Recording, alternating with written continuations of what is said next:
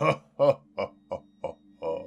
Merry Frightmas. Hopefully everyone is doing well. Hopefully you guys are enjoying your holidays if you have started already. I got my Christmas sweater. That's right, Superman with my little nipple tassel. Today, for Fright Night Friday, we're going to do a little something for Christmas. A 5 Christmas urban legends. For all the time that I've been a Christmas Nazi. Can we say that word here? Which word? Christmas Nazi? You should be fine with that. For all the time that I've been a Christmas Nazi over the years, I've never really looked into any of the Christmas urban legends. I mean, yes, I know about Krampus. I think everyone knows about Krampus the last couple of years. Today, he's not going to be on the list. All right, we're going to be taking a look at 5 Christmas urban legends that you may not have heard of, or possibly you do know of. There's only so many out there. But I picked the ones that I found to be I guess the creepiest, the weirdest, creepy and weird. We'll go with that. So, without further ado, 5 creepy Christmas urban legends. First on our list is one out of Germany, a creepy, disgusting, horrific Christmas urban legend. A man that wears furs, a man that wears a mask with that giant tongue hanging out to hide his appearance. Belsnickel. Well, Belsnickel is a servant to St. Nicholas, but one that does not travel with him. No, he goes off by himself and visits children around the villages. Have you been a good boy or girl this year? Well, if you have, Belsnickel will visit you, and he will give you cakes, candies, all the things a good little boy and girl deserve. Kind of like St. Nicholas. But if you're ever to be a bad boy or girl, he's got a bit of a mean streak to him. There would be no candies, there would be no cakes, there would be no toys. He has, say, a different approach with so-called troublemakers. A switch to the back. If you're not too sure what a switch is, it's a very flexible piece of rod. I know, Belsnickel does not sound like a nice gentleman, right? If you've been a bad boy or girl, he will beat you with a rod. Basically, that's what they're saying. The folklore is, he'll beat you with the rod. The switch is so flexible that after each strike, it would become more brutal and painful, that the screams of the naughty children would carry out through the village. Low screams would hang on the ears of children, reminding them to be good. I kind of like this little urban legend of Belsnickel. It's from Germany. Definitely one of the favorites I've read. Is he a good person? I mean, if you've been a good boy or girl, sure, he's good. But if you've been bad, he's gonna beat you. So you better watch your back. From a man that beats you with a flexible rod to a creature of the night. Calicandra. I think I pronounced that right. I have issues with words. Calicandra is a malevolent little creature that surfaces every year for the 12 days of Christmas. When I think of Christmas, I don't really think of goblins. It's more I'm thinking about elves or reindeers, presents, or jolly fat men with giant bellies laughing and giving you presents, the good stuff. Not a malevolent little bastard. Calicandra has been depicted with many different forms over the many centuries that has been around, with horns, goat feet, furry bodies, and like a very putrid odor that would make you heave just by the smell of it. And according to some of the folklore, these creatures were quite the assholes.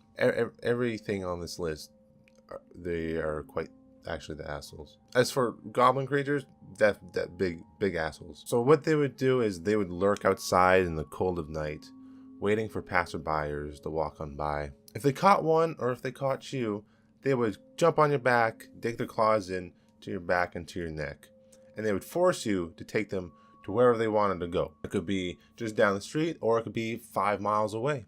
And as you're walking, Calicandra would stay on your back until the roosters came crowing in the morning.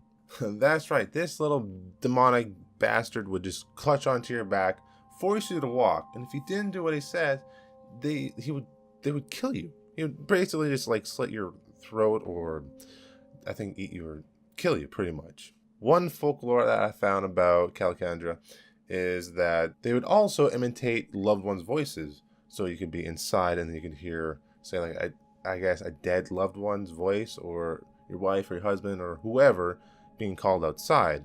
And they put like some sort of kind of charm on you. So you'd be under this charm and you'd be going outside in the dead of winter, the dead of night, wandering around looking for your loved one, while this malevolent little goblin is just laughing at you until you froze to death. Like I said, these things are assholes. There's nothing good about them. So if you find yourself outside on the 12 days of Christmas and you see this tiny little thing running at you, be sure to kick it. Or if you hear your loved one's voices being called in the dead of night, try to resist it, because it may be a Calicandra. If you thought the last two were bad, this next Christmas urban legend makes them look like cute tiny little hamsters. Frepruchta, I think that's how you pronounce it, Frepruchta, is an Eastern European urban legend said to be a witch or a goddess, or a real bad bitch. She has been described as like an old hag withering with like white hair and just gross skin.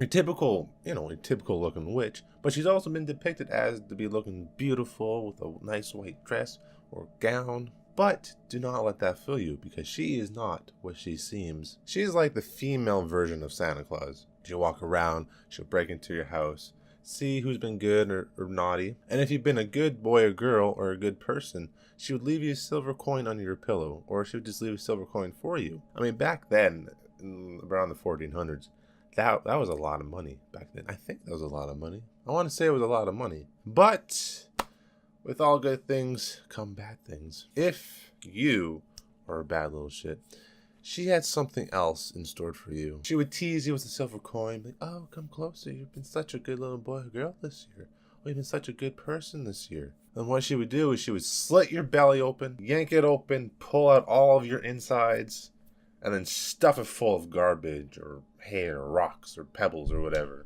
I told you, this one isn't messing around. I can't have that. I'm quite attached to my innards, and I'm quite attached to being alive. Back in the 1400s, some cult followings would actually put out tributes to her, hoping that they would get well or not have their guts split open and spewed all over their kitchen floor. I think that's a fair trade-off. Don't you? Frepruchta is definitely one of my favorites that I found when I did my research on the 5 creepy Christmas urban legends. I just like the whole background of this and how she's like a witch. If you're good, she'll give you a silver coin. If you're bad, she'll slit you open and stuff you full of garbage. I don't know. I just find that creative. Does that make me messed up? Moving on to number 4. Farmhand Rupert. Not as messy or as evil as Perchta. Farmhand Rupert, like many others, delivers apples and nuts and cakes and all that to the good boys and girls throughout the Holy Roman Empire back in the day. So this was quite a while ago. He was more of a benevolent gift bringer, threatening to thrash or abduct your kids if they were being bad, kidnap them, throw them into a sack, tie it up, and chuck them to a cold river. I guess that's pretty brutal. Yeah, that's a little messed up. Sure, he's not splitting your guts open. He's just being a dick. Unless you hate your kids, then it's a win-win, right? According to the traditions and the folktales that I looked up, he would wander around the countryside or the farm side, the country roads, searching for kids. And if he did find a kid, he would ask, can you pray?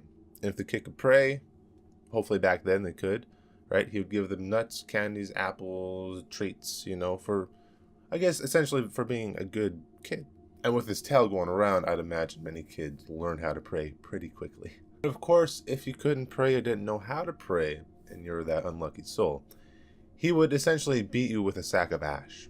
Or like I said, tie into a sack, throw into a river, leave a switch in your shoes for your parents to beat you with. Farmhand Rupert had it all figured out on how to raise your kids, right?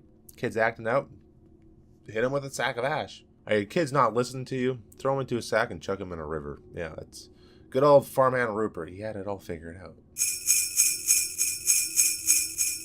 And on to number 5, Gorilla. Not gorilla, but gorilla. I think this is probably one of the worst, yet most interesting and coolest in my opinion. I don't know, I'm a sadist, or I guess I'm just messed up. I like this kind of stuff.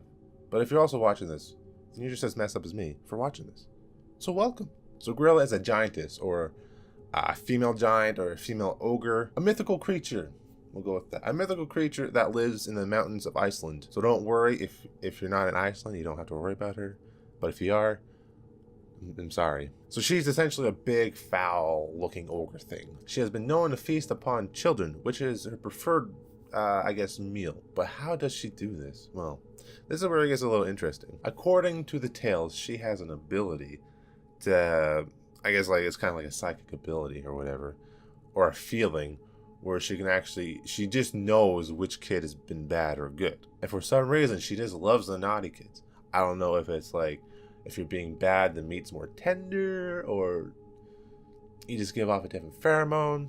But she just loves these naughty kids. During Christmas time, what she does is she slinks down from the mountains of Iceland in search of misbehaving children. She enjoys devouring kids in a couple ways. One way is she will just devour them whole, from either feet all the way up or head all the way down. No chewing, just swallow whole. Whole? Swallow whole? Just swallow the child whole. The second way in how she would devour children is she'd had a cauldron, and she'd essentially make a giant stew, throw the kid in, and boil them alive. I mean, I don't blame her. You know, kids can be assholes, and especially when you're in a snowy mountaintop, you gotta be warm and nice and cozy, right? So, I mean, stew is a perfect choice, even if the main ingredient is children. But that was the 5 creepy Christmas urban legends. Hopefully you guys enjoyed the video. If you did, be sure to hit that subscribe button, leave a comment below. Let me know what's your favorite Christmas urban legend. There's definitely some interesting ones out there that I didn't put on this list. But these are just the 5 that I found to be, I guess, my favorites when I read up on them. Anyways, have a safe and happy Christmas, and I will see you guys in the next video. Peace out!